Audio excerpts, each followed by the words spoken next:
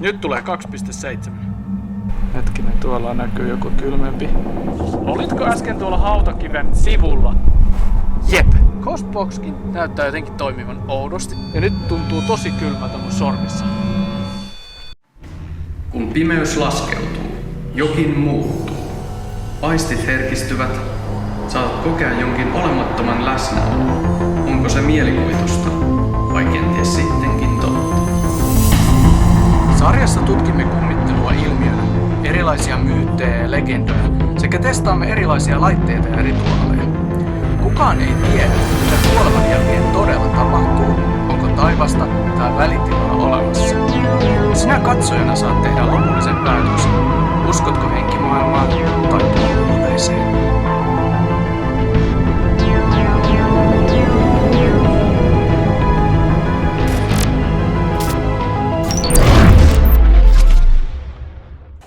Hei, minä olen Rasmus ja tässä on Anastasia. Terve. Tällä kertaa olemme tulleet tutkimaan Janakkalan yli 800 vuotta vanhaa hautausmaata. Paikalla sijaitsee myös Pyhän Laurin kirkko, joka on vihitty käyttöön 1520. Tarkoituksemme on tutkia, löytyykö näin hautausmaa-olosuhteista selittämättömiä ilmiöitä tai sellaisia, joita voisi pitää jopa kummitteluna. Aloitamme tutkimuksen kartoittamalla alueen. Otetaan ensin mittauksia 5 eri paikasta täällä hautausmaalla ja katsotaan, mikä niistä on aktiivisin. Otamme alueelta EMF-lukemia ja lämpötilalukemia. Aloitetaan nyt tutkimus. EMF näyttää tällä hetkellä 0, lämpötila on -0,1. EMF eli elektromagneettinen säteily. Hengillä uskotaan olevan oma sähköinen varauksensa. Tämä perustuu tarinoihin, kuinka aaveet häiritsevät sähkölaitteita, saavat tukan ja ihokarvat nousemaan pystyyn tai aiheuttavat staattisia sähköiskuja.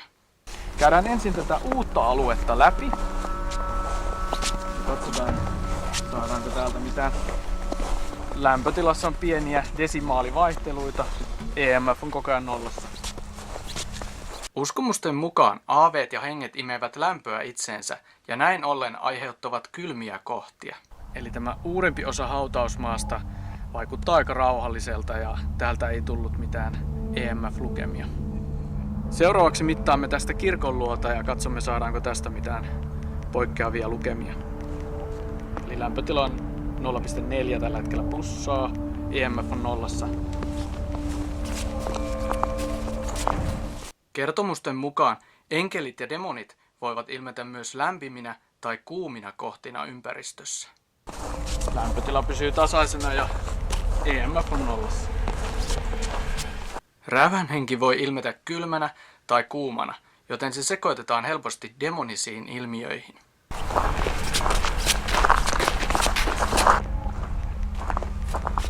Joo, ei mitään lukemia ja ympäristö vaikuttaa hyvin rauhalliselta. Nyt tulee 2.7. Just kun sanoin, että tässä on rauhallista, niin tuli tämmönen pieni lukema, mutta mä en tiedä tuliko se susta. Sä olit siinä suurin piirtein metrin päässä EMF-mittarista, kun tää lukema tuli. Katsotaan, jos mä tuun tarkoituksella lähelle, niin no se ei näytä mitään. Tai tuliko se tästä kännykästä? Ei tuu tästä kännykästäkään mitään lukemaa. Outoa. Olemme nyt tulleet tänne ruumissuojan luokse, missä vainajia säilytetään ennen hautaamista. Katsotaan, tuleeko täältä mitään lukemia. Ei tule mitään lukemia tästä kaasta. Kierretään vielä tänne ruumissuojan taakse. Lämpötilassa pieni kylmeneminen -0,3. Ja kädessä tuntui myös semmoinen kylmä alue. Tämän kylmenemisen selitti mahdollisesti alla oleva viemäri. EMF on kuitenkin nollassa. Joo, tässä tuntuu semmoinen kylmempi kohta, mikä tulee myös videolle. Oltiin juuri siirtymässä seuraavaan paikkaan, kun tuli 0,4 EMF-lukema. Se oli tässä ruumissuojan sivuosassa. Eli tuolla perällä me kohtasimme sen kylmän alueen. Ja tässä sitten tuli jotain EMF-lukemia. Nyt se ei tule enää uudestaan. 0,4 on matala lukema ja se tuli vain kerran, joten emme pitäneet sitä merkittävänä. Me oltiin siirtymässä tuolta ruumissuojalta tänne vanhaan osaan tätä hautausmaata, niin tuli lukema 5.2, eli tämän illan korkein lukema. Ja se oli taas semmonen hetkellinen, eli nyt kun yritetään uudestaan mitata tästä samasta kohdasta, niin ei tule mitään. Eli se ei voinut johtua myöskään tosta valaisimesta, koska se ei anna mitään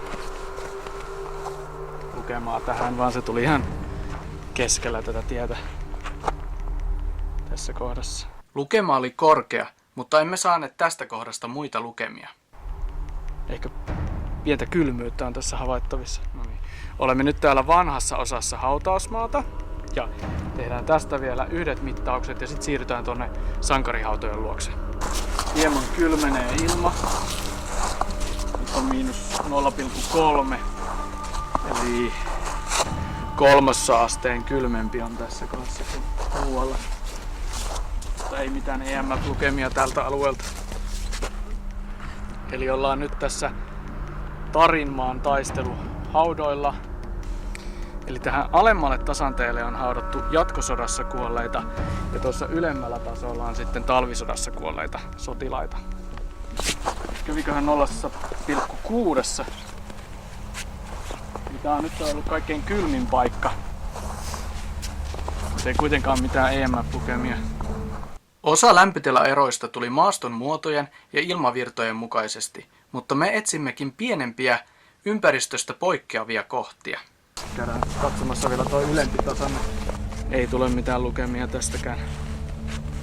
Hyvin rauhalliselta vaikuttaa tämä hautausmaa tällä hetkellä. Eli nyt kun olemme käyneet läpi nämä hautausmaan eri alueet ja olemme päätelleet, että tässä kellotapulin luona oli EMF-lukemia ja ihan pieniä lämpötilaeroja, niin otamme tässä tarkempia tutkimuksia. Eli otamme nyt käyttöön lämpökameran, sanelimen ja REM-podin. Kellotapulin alue on myös historiallisesti merkittävä kohta, koska siinä oli ensimmäiset rakennukset ja samassa kohdassa oli myös vanhimmat haudat.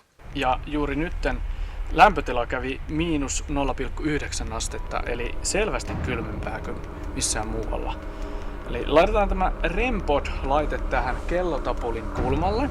Tämä luo magneettisen kentän tähän antennin ympärille. Jos jokin lähestyy sitä, niin se laite reagoi siihen. Sanelimella mä saan kuunneltua voimistettua ääntä tästä paikalta. Eli jos täällä kuuluu joku ihan pienikin ääni, niin mä kuulen sen ja pystyn tallentamaan sen tänne muistikortille. Sitten laitetaan vielä lämpökamera päälle ja kuvataan tällä lämpökameralla ympäristöä ja katsotaan löytyykö mitään erikoisia ilmiöitä. Tai löytyykö jopa näitä kylmiä kohtia täältä ympäristöstä. Eli tällä hetkellä lämpökamerassa näyttää aika tasaiselta. Sanelimeen ei tallennu tällä hetkellä mitään outoja ääniä. Tuo REM-pod näkyy hyvin lämpimänä tässä videolla, kun sitä on pidetty juuri kädessä. Samoin meidän laukku. Kellotapulin seinät on tasaisen lämpöisiä. Kirkossa on varmaan ollut jotain lämmitystä sisällä. Siellä on hieman lämpimiä kohtia. Oviaukko. Tasaisen lämmin. Tällä hetkellä ei näe mitään poikkeavaa. Jos tällä paikalla on nyt joku henki, niin voisitko yrittää koskettaa tuota laitetta? Jos tulet tämän lähelle, niin tämä laite ehkä havaitsee sinut ja saamme varmistuksen sinun olemassaolostasi. Voisitko yrittää koskettaa tuota REM-podia? Nyt hieman kylmeni tuon REM-podin ympäriltä lämpötila. Voisitko siirtyä tuon laitteen lähelle? Nyt kuuluu jotain pieniä naksahduksia ja pientä lämpötilavaihtelua näkyy lämpökamerassa. Kokeillaan nyt kuvata lämpökameralla vielä tänne meidän ympärille ja katsotaan, kuuluuko tai näkyykö täällä mitään. Hetkinen, tuolla näkyy joku tommonen kylmempi juttu. Kuvaappa tonne tonne noitten hautojen luokse. Siellä on joku semmonen pieni kylmä kohta. Näkyy tuolla keskellä kamerassa. Ja käydään nyt tutkimassa tota kylmää kohtaa. Ainakin nämä hautakivet näyttää kylmiltä. Toinen kylmistä kohdista taisi olla pienempi hautakivi, mutta vasemmassa reunassa ollut ilmiö jäi selittämättömäksi. Onko täällä nyt joku meidän kanssa? Nyt kun tullaan tähän lähemmäksi, niin siinä kohdassa, missä se näkyy lämpökamerassa, se kylmä kohta, niin sitä ei ole enää tässä. Näkyykö lämpökamerasta, jos kuvaa täältä toiselta puolelta? Ei näy. Olitko äsken tuolla hautakiven sivulla? Tämä ääni oli tosi vaimea ja epäselvä, mutta se tuli sopivasti kysymyksen perään. Ihan kuin olisi kuullut semmonen jep-ääni. Okei, käydään hakemassa toi REM-pod ja katsotaan saadaanko siihen jotain reaktiota. Elikkä nyt videokamera. Ja toimiiko se nyt? Ja videokuvaus. Elikkä tässä on nyt joku tosi outo ilmiö meneillään. Eli ensin mä sain lämpökameralla tossa jonkun kylmän hahmon. Ja kun tultiin lähemmäksi kuvaamaan, sitä ei ollut enää siinä. Ja nyt kun me siirrettiin REM-podi tänne, alkuun se hälytti. Ja sitten kamera alkoi reistailla. Onko se nyt tarkennuksessa? Ai nyt se toimii taas. Mitä ihmettä täällä tapahtuu? Huomasitteko missä paikassa tarkennus temppuili jo aikaisemmin? Kyseessä oli sama paikka. Otetaan tästä nyt äänitys ja kuvataan videokameralla ja katsotaan nähdäänkö me sitä tai kuullaanko sitä. Pelleiletkö sinä nyt meidän kanssamme? Voisitko Tuolla näkyy jotain kylmää. Voisitko näyttäytyä meille? Mitä ihmettä? Tässä näkyy semmosia tosi kylmiä ilmamassoja. Lämpötila heittelee ja mulla ainakin alkoi nyt sormia jäätämään. Pystytkö menemään tuon REM-podin lähelle? Tuntuu, että tilanne vähän rauhoittui. Tällä hetkellä ei näy mitään lämpötila poikkeamia. Juuri kun sanoin, että tilanne rauhoittui, niin jotain lensi kohti REM-podia. Sanelimessa ei kuulu mitään erikoista. Toimiiko kamera tällä hetkellä kunnolla? Okei, tilanne näyttäisi olevan ohi. Tuo äskeinen ilmiö on nyt takanapäin. Eli käytiin nyt hakemassa Ghostboxi, eli Spiritboxi. Ja otettiin myös tää EMF-mittari, missä on se REM-pod-ominaisuus niin mukaan. Ja tässä kävellessä oltiin aika lähellä näitä samoja hautakiviä, missä se kylmä hahmo näkyy, joka alkoi pelleilemään meidän kanssamme. Niin tässä nämä valot välkkyy myös ihan samassa kohdassa. Eli tässä on jotain ilmiöitä tässä tapahtuu. Eli otetaan nyt vielä illan viimeinen tutkimus, eli käytetään Ghostboxia. Spiritbox tai Ghostbox on laite, joka hyödyntää ajatusta siitä, miten kauhukertomuksissa haamut sotkevat radion toimintaa ja saavat sen tuottamaan pelottavia ääniä. Laitetaan siihen lämpötilahälytys päälle ja katsotaan tuleeko mitään ilmiöitä. Onko täällä paikalla nyt joku meidän kanssamme?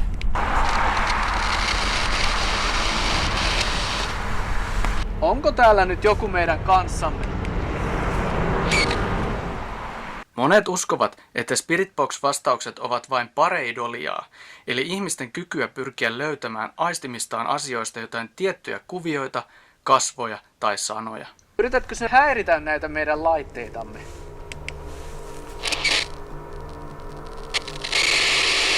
Eli nyt tuntuu vähän siltä, että se mikä täällä nyt on, jokin ilmiö, niin se aiheuttaa näihin laitteisiin häiriöitä.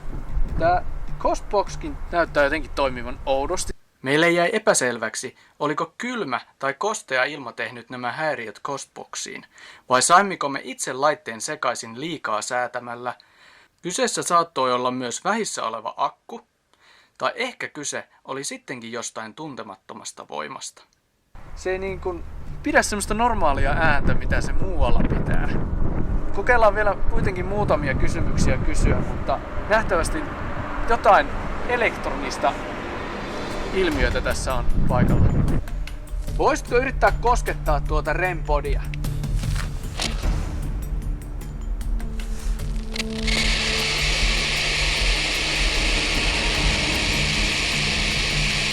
Onko täällä paikalla nyt joku meidän kanssamme?